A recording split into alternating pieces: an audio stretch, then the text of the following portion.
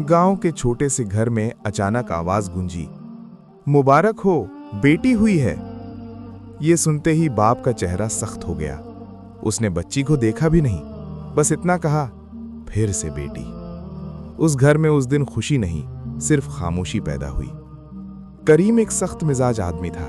पैसा था, जमीन थी, इज्जत भी, लेकिन उसकी सोच बहुत पुरानी थी।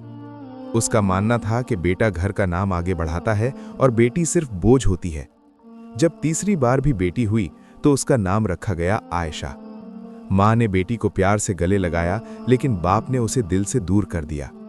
आयशा बचपन से ही महसूस करती थी कि वो इस घर में कम अहमियत रखती है। भाई को नया खिलौना मिलता, आयशा को पुराना। भाई गलती करता तो हंसकर माफ, आयशा बोल देती तो डांट। लेकिन आयशा कभी जवाब नहीं देती, बस चुप रहती और सब्र करती। माँ हर रात चुप चुप कर रोती, मेरी बेटी का क्या कसूर है, लेकिन बाप के सामने बोलने की हिम्मत नहीं होती। वो सिर्फ इतना कहता, बेटी घर का बोझ होती है। आयशा पढ़ना चाहती थी, सीखना चाहती थी, लेकिन उसके सपने किसी को नजर नहीं आते थे। फिर भी वो छुपकर किताबें पढ़ती और दिल में दुआ करती, या अल्लाह, मुझे अपने माँ बाप का सहारा बना दे। वक्त गुजरता गया, बेटा शहर चला गया। गलत दोस्ती, गलत आदतें। करीम सोचता रहा, बेटा है, सुधर जाएगा। लेकिन बेटा बिगड़ता चला गया। पैसे खत्म होने लगे, जमीन बिकने लगी, और एक दिन बेटा घर छोड़कर चला गया। उस दिन करीम पहली बार अंदर से टूटा। जिस बेटा पर उसे फख्र था, वो साथ छोड़ गया, और जिस बेटी को वो बोझ समझता था, वो माँ का हाथ पकड़कर खड़ी थी।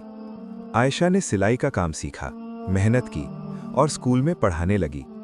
उसने घर का खर्चा उठाया, माँ का इलाज करवाया और बाप का ख्याल रखा। लोग कहने लगे, ये बेटी नहीं, बेटा है।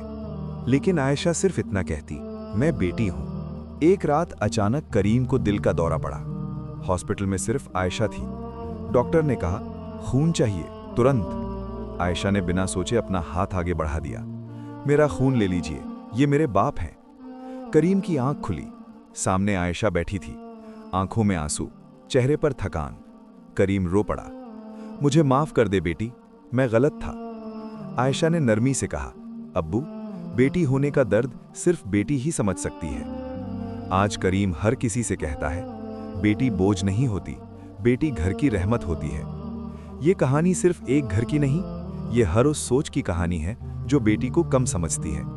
याद रखिए, जो बाप बेटी से नफरत करता है, वो अपनी जिंदगी की सबसे बड़ी रहमत खो देता है। अगर आपको ये कहानी पसंद आई हो और आप भी मानते हैं कि बेटी रहमत होती है, तो इस चैनल को सब्सक्राइब जरूर करें, इस वीडियो को लाइक करें और अपनी राय कमेंट में लिखें।